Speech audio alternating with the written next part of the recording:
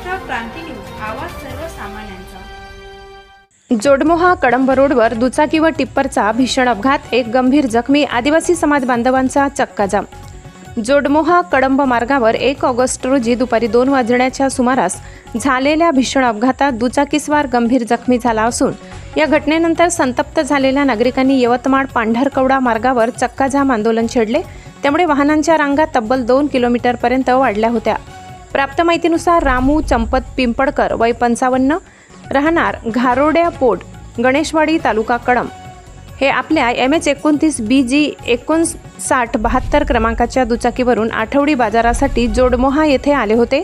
बाजार आटोपल्यानंतर संडाससाठी ते बुडी तलावाकडे जात असताना समोरून भरधाव येणाऱ्या टिप्पर MH32 AJ 0977 ने त्यांच्या दुचाकीला जोरदार धडक दिली।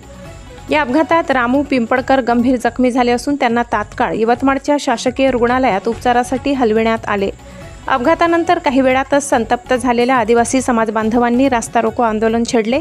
परिणामी यवतमाळ पांढरकवडा रोडवर वाहतूक ठप्प झाली आणि वाहनांच्या लांबच लांब रांगा लागल्या। घटनास्थळी यवतमाळ ग्रामीण पोलीस स्टेशनचे अधिकारी दाखल झाले असून त्यांनी परिस्थिती नियंत्रणात आणण्यासाठी प्रयत्न सुरू केले। या अपघातामुळे स्थानिक नागरिकांमध्ये संतापाची लाट असून अवैध आणि बेदरकारपणे धावणाऱ्या टिप्पर वाहनांवर कारवाई करण्याची मागणी जोर धरू लागली आहे। महाराष्ट्र क्रांती न्यूजसाठी प्रतिनिधी वीरेंद्र चव्हाण, कळंब, यवतमाळ। परंतु या ठिकाणी या एरियामध्ये असे 3 अपघात झाले।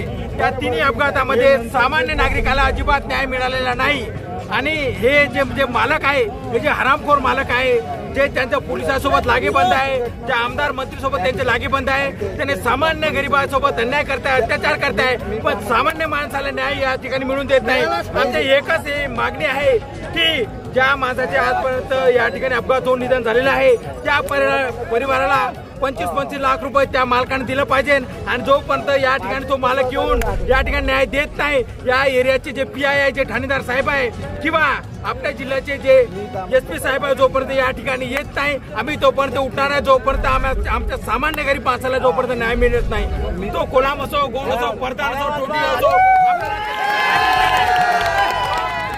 जातीच्या कोणाची काही घेणं नाही।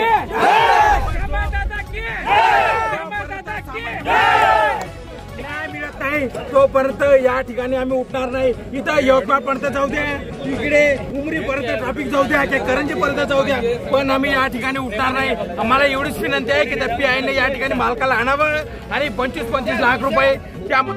अशाच नवनवीन बातम्या पाहण्यासाठी आमच्या महाराष्ट्र क्रांती न्यूज या YouTube चॅनलला लाईक करा, सबस्क्राईब करा आणि बेल आयकॉनला प्रेस करा।